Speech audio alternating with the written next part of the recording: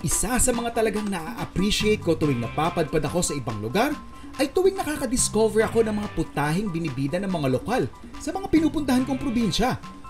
At sa isa sa mga recent na pagbisita ko ng Bicol, may nagpakilala sa akin ng isang pagkaing medyo pamilyar pero kakaiba ang mga sangkap na gamit. So ito yung isa na naman sa mga dishes na na-discover ko during my travel in the Bicol region. Specifically in Naga City kung saan na-encounter ko ang dish na kandinga or kandinga. What differentiates kandinga from your typical normal bopis is yung paggamit nila ng kangkong. So palalambutin muna natin to, yun yung pinakamahabang part dito. We will be using pressure cooker for that kasi kung normal yan na kalan, I think mga nasa 3 to 4 hours bago natin makuha yung malambot na texture. And then we're just gonna add here yung ating lemongrass.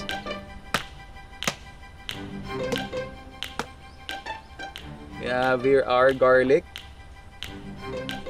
And para lang din matanggal yung medyo gamey, funky aroma ng ating innards, let's add in vinegar.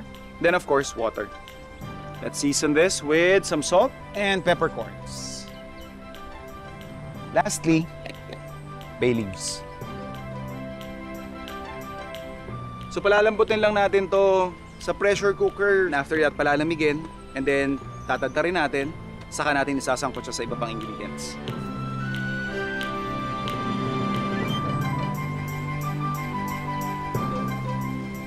So ito yung ating puso ng baka. What I like about these kinds of dishes, yung mga two-step, yung palalambutin mo muna tapos saka mo i-finish, you can actually make this ahead of time.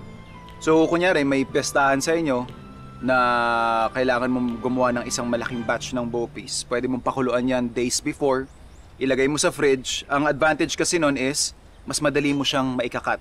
Kapag medyo nag-firm up na ito, na chill na siya, so mas madali mo nang mamamanage na i-hand chop siya.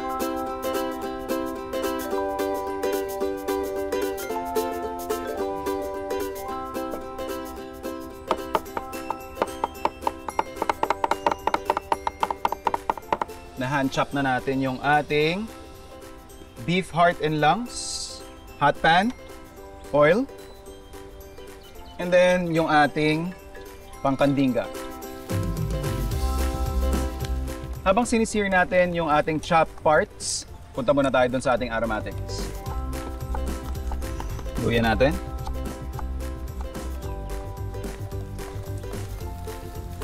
Lagyan na natin yung ating sibuyas at luya. Deglaze lang din natin ng ating vinegar.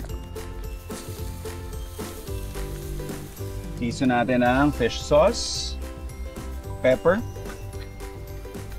and some sugar. Yung ating bawang. Then yung ating chilies.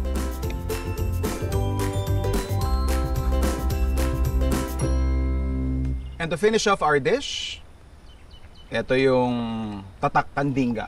Ito daw yung talagang ginagamit nilang gulay instead of carrots sa kanilang bopis version. So, kadalasan yung stems yung kanilang sinasama.